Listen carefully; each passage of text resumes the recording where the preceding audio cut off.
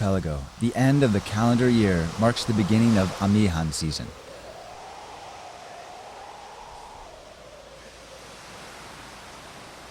Three to 6 months of powerful northeasterly winds that have long given mariners sailing difficulties, whipping seas into a frenzy of swells and whitecaps. Some people, however, wait all year for these winds.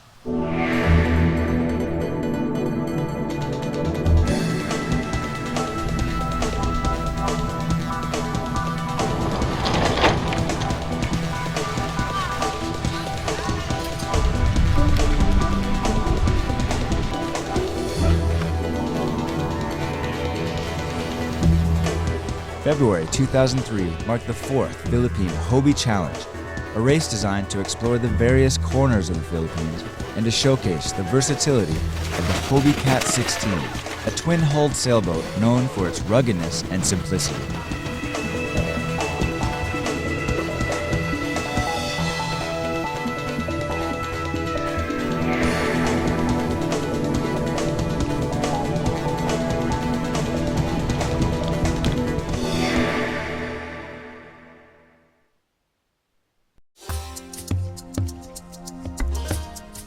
Previous races have visited Boracay, Ilocos to Subic Bay, and Palawan. This year, however, organizers wanted to push the limits of adventure and challenge the racers and equipment even further than the first three, journeying to remote islands and enjoying overnight stopovers that would not be possible without the support and infrastructure available for this race.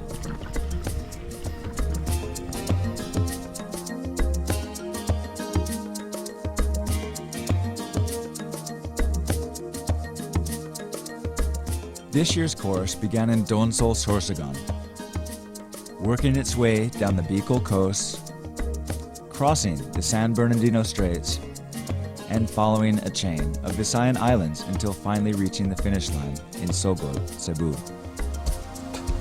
Race organizers, with racer expectations high from previous races, worked hard to research a route that would make the Philippine Hobie Challenge an international caliber competition. We have quite a lot of work to do in selecting the route. We pick a route that's approximately 200 miles. We look on the chart to see what areas, what spots could potentially be good stopovers, not just for the Hobies, but also we need to have a place where it's suitable anchorage for the support boats. We've got to think about the tides, if it's low tide when we're leaving, and then we go and have a look at them. With months of preparation in the can, the Philippine Hobie Challenge had attracted a total of 16 two-person teams representing 10 countries. When we cut across here, we're probably going to have a hellacious wind because look at this. The starting point at Woodlands Beach Resort in Donsol, Sorsogon would serve as base camp for 2 days of setup and venue for the first of 2 inshore races. Well, I think it's gaining popularity. It started with 4 boats and then now there are 16. And we've got sailors coming from other parts of the world and they're spreading the word about it. So I think most of the sailors who joined this year, they are ready to sign up again for next year. 55 minutes. After assembling their Hobie Cats, the crews were given charts and debriefed by Principal Race Officer Jerry Rolland, with vital equipment such as GPS, flares, and safety rigs checked and rechecked. Despite the frivolity, it is rather important that you do respond to the radio check in the morning.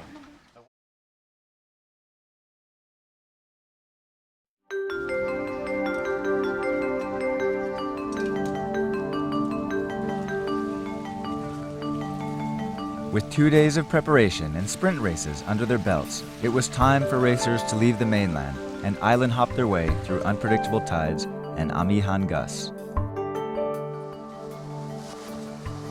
For the next 5 days, racers would progress between 33 and 43 nautical miles a day, with several gates to pass before the final flag. Destinations would be a series of islands, scarcely populated or completely uninhabited, most of which are very difficult to find on any but the most detailed map. While charts showed a deceptively simple coast-hugging route to Subic Beach at Kalantaan Island, Experienced racers knew the crossing of the bottleneck mouth of Sorsogon Bay could make for an explosive beginning to the challenge.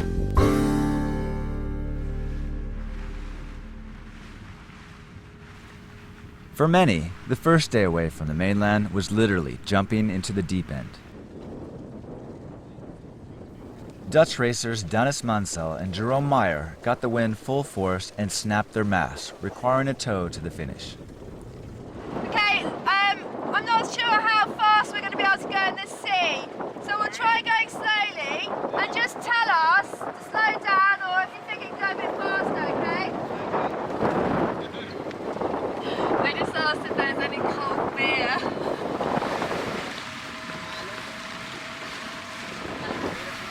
Midway through, conditions worsened, sending the rescue party to a nearby beach to readjust the disabled boat. Race organizer Mark Haswell and crew Carolyn Hyder also met with trouble, as one of their two rudders snapped off little more than 15 kilometers from the start. The only low point was when the rudder broke. We were just 10 miles into the start of the first day's leg on Monday when our starboard rudder broke, which is our leeward rudder, which is the one that does all of the work. We've only gotten 10 miles into the start and then have quite a serious piece of equipment failure. Fortunately, we were able to continue going and get a finish for the day.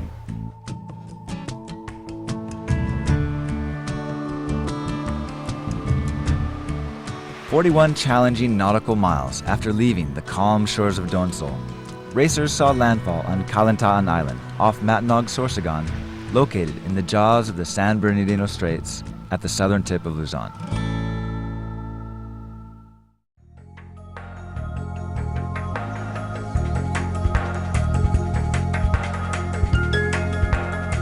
Upon looking at a course map, Day 2's challenges were obvious. Crossing from Luzon to the northern reaches of the Visayas through the San Bernardino Straits, known for their powerful currents and seas open to the strong winds.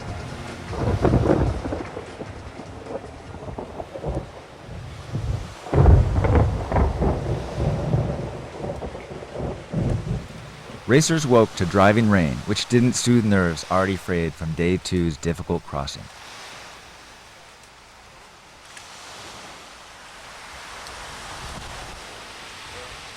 But the rain cleared, and it was time for the racers to be off. Ironically enough, in one of the most impressive crossings of the challenge, conditions were fairly manageable, and the name of the game was strategy. The irregular terrain of channeled currents and breezes varies from location to location, and each sailor reads the conditions differently.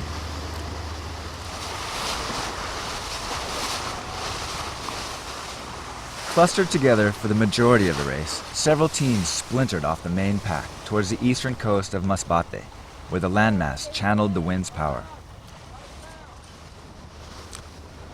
With favorable tides and breezes working in tandem, to give some teams overground speeds as high as a blazing 24 knots, crews arrived in Balanhingue Island with daylight to spare.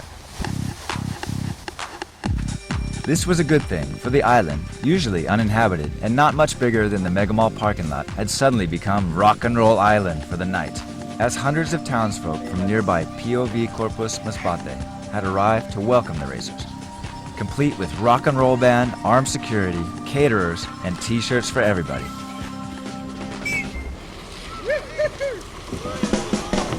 Racers even had time for a competition of the sailors kind, as racers, never short on energy, competed in a kayak race on a short course around the support boats.